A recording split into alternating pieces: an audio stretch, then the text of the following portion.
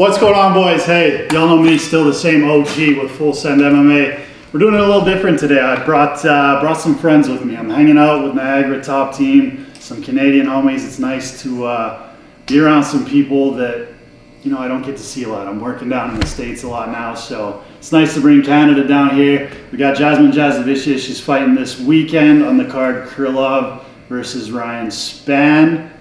What's going on? Not too much, hanging out. Hanging out. You know what? Why don't we get everybody to introduce themselves? Let's start this way. Obviously, we got Jazz. Who we got? I'm Chris Prickett, Jazz's coach and boyfriend. Matthew Hebert, I help manage NTT. Matt Marcantonio, one of Jazz's coaches. Tisha Guthrie, pro fighter, Jazz's body bag. What's your pro record right now, bro? 7-1. Cody Kovanchek, another one, Jazz's body bag, fighter 4-0. Dope. So yeah, this is basically Niagara Top Team. This is like, I mean, what I'd say is the best MMA gym in Canada right now. You guys got a lot of pro fighters coming out. You got a lot of top products coming out, you know, trying to get into the UFC and stuff. Mm-hmm. I just wanted to talk about like Canadian MMA because we've been so lacking since like GSP and like Mark Hominick and like David Loazo, you know what I mean? There's been people here and there, but like, what do we got to do to get us to be relevant again, you know? Like, what do you think? I think it's like Canada doesn't really like support, they're supportive, but it's not like, you know, in Russia, if you're the champ in wrestling, then it's like your life has changed. You know, I think Canada, they don't really care about their athletes as much. So it's like people aren't so driven for success in it. You know, I think that's a part of it. That's a huge factor, but I think that's true, and it has been a bit of a lull, but I think it is getting better.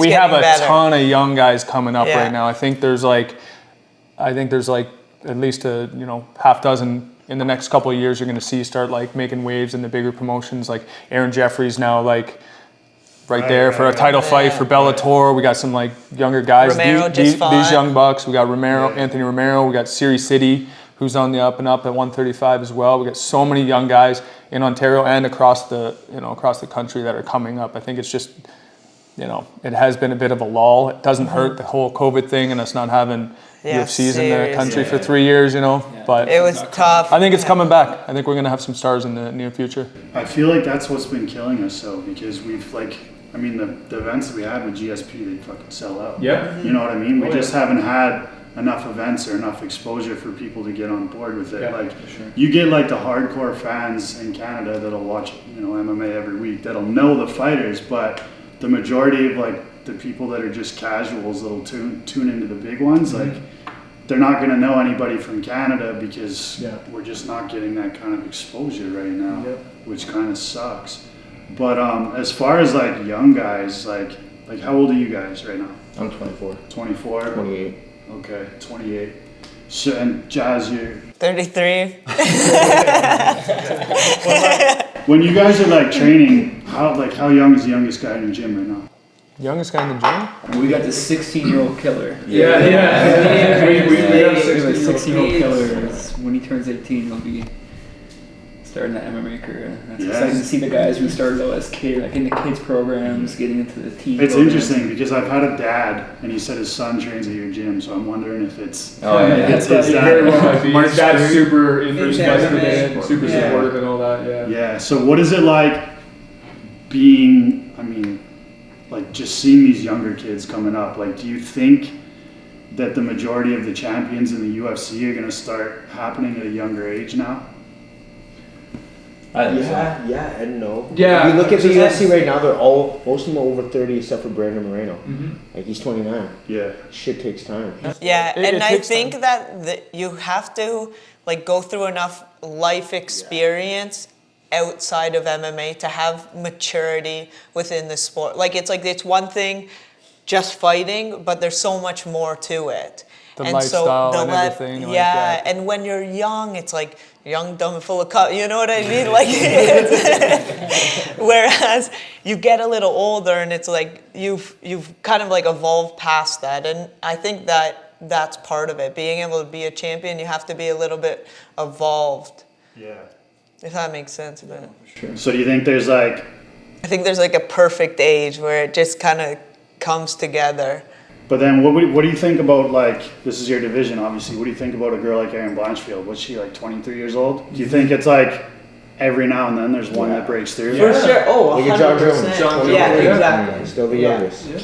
Yeah, there's different routes, but Yeah. But you guys pretty much all agree it's all going to be like, you think There's also everybody's gonna be Jasmine older? who at There's also the 26 at anomaly, 27 yeah. decides, you know what, I'm going to do martial arts. Yeah. Just anything close to 26. or anything. Got in UFC when she was 32, 31. Yeah, What's the 170 or Rodriguez? Daniel Rodriguez. He Yeah. started when he was like 26 years old. Yeah. He's fucking, Yeah. isn't he top 15 or just out? Yeah. Yeah, like, Yeah. exactly, Felder. There's still guys that start later and have success, but you can't deny that it helps to be doing this shit your whole life. You know, like, sure. especially with the Yeah. right coaching and taking care of your body. Like, fuck, having 20 years experience by the time you get into the UFC is a fucking huge One thing you asset. see different now is you see kids starting off training MMA, Yeah. not doing like Taekwondo for a long time. They're doing all different aspects. But now like they're going to those MMA gyms everywhere now. Yeah, like They're popping there's up. actually kids programs that are MMA, not like, go do karate and then over here go do some wrestling. Yeah. Like just in Ontario Yeah. alone, within the last, I don't know, few years, there's been a lot of gyms that have popped up. Like BTC is starting to produce more guys now. Aegis, our gym, there is gyms popping up. So I think that's a good sign. That's ultimately what you need. and gyms made it through COVID, right? Like that's true, yeah. like that was crazy for us. I mean, and I'm sure other gyms like. Oh yeah, I'd seen gyms back in Vancouver where I was from where they had to basically like put blinds up over their gym, and it was all like, if you're coming by, like, Yeah. shut the fuck Yeah. up, you know? We were lucky enough to be like, yeah. we didn't train the whole time. No, I don't think anybody did, right? But what's your guys' opinion on hard sparring? Hard spine. Hard sparring, once in a like, while. do you think it's good or bad? Like when you're leading up to a fight. Like you get a guy like Sean Strickland, like at XC, like he Yeah, fucking I goes think hard that's- you can't every have that single all day. Well, that might be good for him, but Sure. the guys that are getting fucking concussed daily going with him. Yeah. As far as like running a team, these guys have been in wars. Like, I'm not worried if T-Shay can handle it or Cody can handle it. So you guys don't need to be taking hard shots on the daily. You guys can hold each other accountable with controlled technical sparring, then I think that's the way to go. If there's someone new and they're flinching when someone's throwing punches at them, they might have to get into some hard sparring rounds till the big gloves on and whatnot. But no, save your brain cells for the fights. I mean, they spar hard, but they don't try to kill each other. And the grappling is hard. All comes down to having good training partners. Good training partners. What is it like? What does it do for you guys if somebody in the gym is like, say somebody's having a bad fucking day, or all of a sudden somebody's just deciding, hey, I'm gonna turn it up on you. You know what I mean? Like, what is that like? Do you get frustrated, or are you just like, all right, fuck it, I guess we'll turn it up, you know? Yeah. Well, that's the thing. When it comes down to a fight, I don't want to have to fight. I want to be technically, but if you want to fight, I'll fight. But that's the thing. These guys, every single one, I've seen it. The sparring ramps up. She's not going to back down. None of these guys are backing down. You guys have all been in wars. It's like us that'll have to jump in and say, okay, this is enough. Like, let's cool it down a little bit. That's happened. Has there ever been a situation where you guys have had to like jump in and? Oh yeah. Let me hear a story, man. Let me hear a story. Like, I mean, if you want to. Like, is there one occasion that sticks out? The one time me and Vlad went at it, we had to fucking we were swinging and banging, and then fucking we had to do. What was it? Like everybody shot on us. These guys like lost at each other. This was like a couple years ago. This is a long time ago. Yeah. They lost at each other. They were full on. You stopped it, you can can wrestle out. And I stopped it. I made them wrestle hard The whole But no, time. They had to, I split like, them wrestle. up, and I Shark Tanked both of them at the same time. So what was the cause of it? One hit a little bit harder, the other one tried to match it. and it just- Competitive. It's all, Fuck you want to go? Let's go. Was it one? But that was more than hard sparring. That was like hard sparring, and then we tried to back it off, and you guys kept going. Yeah. That was like you guys were fighting. So I mean, we could spar hard and could back it. Like we can back it off ourselves. Oh, yeah. But we amp it Yeah. up because we want to amp it up. And we're good training partners. Yeah, Like, we're not so trying to hurt each other. We We're hear, trying to get. yeah. Yeah, but you guys realize like you're better working together than you are working against each other, man. That's why you guys are just leveling up together. Like, you can. They also fight so frequently, like they don't necessarily need to go full tilt all the time. Like you look at the Thais, they spar like because they fight like every weekend. Absolutely, that's a good point. But hey, man, there's people that love to spar hard. Sean Strickland's obviously having a super successful career, and that's how he does it. I just think if you're on the receiving end, who's going to be on the receiving end of that? How much is that benefiting someone when they're getting hit like that? He's not always taking the damage. He's dishing it out, but. Sure. Like I want to save those hard shots for fights. I don't want to be fucking drilling when I'm 50. Yeah, no kidding, yeah. Like you got to think there's some sort of shelf life to how many times you can take big shots big like that, shots, right? yeah. Yeah. And then what do you guys think about like, this is one that I've always found interesting because like, I know no matter what you want to finish a fight, but like there's just certain fights where it's going to go to the fucking judges and it's going to be close. Like, if say you go home and you lose like a split or like a close fight, how does that register to you guys? Are you able to move on quickly? Like I want to hear from you guys individually. Are you able to move on quickly? Do some of you guys hold on to it? What is that like? Yeah? Yeah. Like what? She lost a tough split decision a couple of years ago. Yeah, that pissed me off, They man. all thought she won. Because I fucking know. You know when you fight someone, it's like you guys can feel the energy, and it's like you fucking know who won that fight. You both know who fucking won that fight. And literally, she fucking knows. Whatever, I'm not talking about it. She's moved past this. Clearly. But you know, I get it, and I do appreciate that happened to me because I feel like nothing fucking gets you more amped up and ready to fucking go and get better than a loss. Yeah. You know, unfortunately. That's a skill in its own, I think, to move past a bad, like an upsetting loss like that.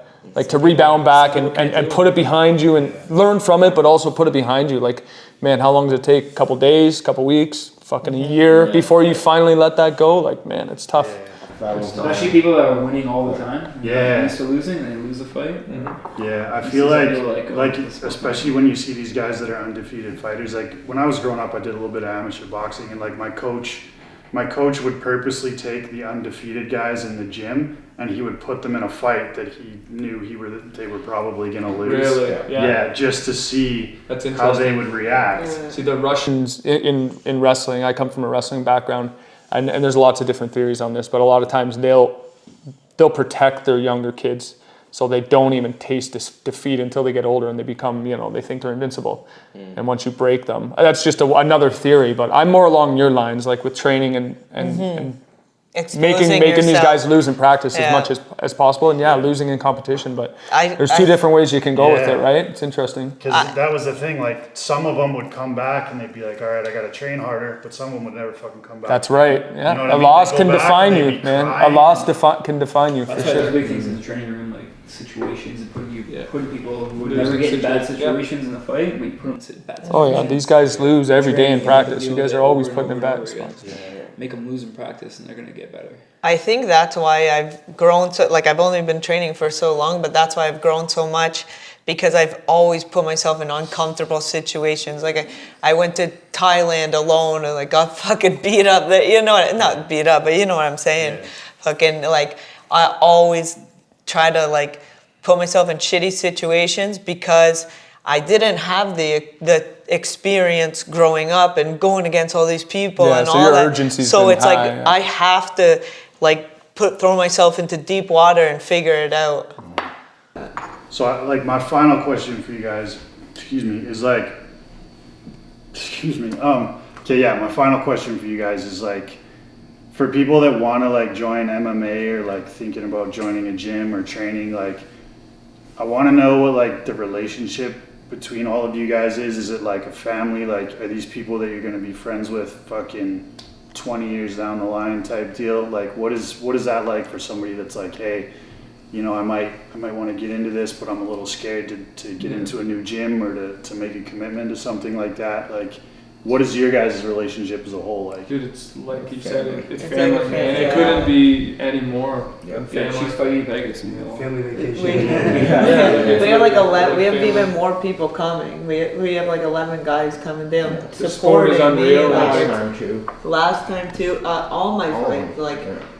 I'm very, very, very fortunate to have these guys kind of putting their training aside to help me out. Like my coaches down here, he's got a wife and kids at home. You know what I mean? Yeah. And they're down here this whole week with me. Like it's amazing what we have. Yeah, that's cool. That's what I wanted to hear, because I mean, like, people see MMA and they're like, oh, it's, you know, they're just fighters and they're tough on the exterior, but like, man, I think shit, we all got feelings and emotions too, man. You know what I mean? people need to just go check it out. Like, if someone's interested in it, or like you said a while ago, just go Just show up do to an it. MMA gym Just and check it try out. You'll it. see. Yeah. Yeah. I think like there's a lot of great places out there. We're doing something really cool, but there's tons of places out there. Like, just go to a gym, you'll fall in love. Facts. I think people are surprised too, like that we're not more cocky because we're fighters. Yeah. Like we're humbled all the time. In training. Yeah, exactly. You guys take more ass whoopings than anyone. Exactly. I feel like that's always been the mentality of fighters, though, is because, like, you know, whenever you go to a bar and you see like the big tough guy that's getting in everybody's faces, Yeah. you know, like, normally fighters, they just don't give a shit, because it's like, bro, we see people like you every fucking day, man, you know, like, and the thing I used to always tell people was like, you know, what's the worst that could happen, you know? Either he's gonna kick my ass or I'm gonna kick his ass, and I've had both of those things done to me already, so it's like, it's not gonna bother me too much, you know?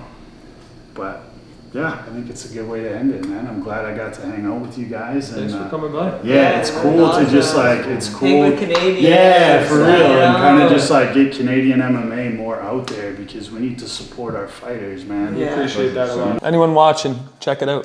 This weekend we got another guy, Mike Malott, fighting on the Yeah, team too. he'll be in so on Tuesday. It's gonna Jelly's be- coming tomorrow. Yeah, Jelly's we Except got. they put Yeah. Mike against another Canadian. I That's know. They're killing what I'm us. saying. Yeah.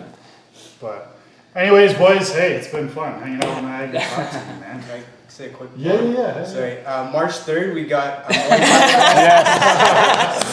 shameless self-plug, but Aiden, speaking of Aiden, Young Guns, he's Yeah. having his first fight Yeah. there. It's going to be in support of the Theodoro Foundation. And if you can't come, if you want to like donate and help them get their GoFundMe to their goal. Yeah, absolutely. Yeah.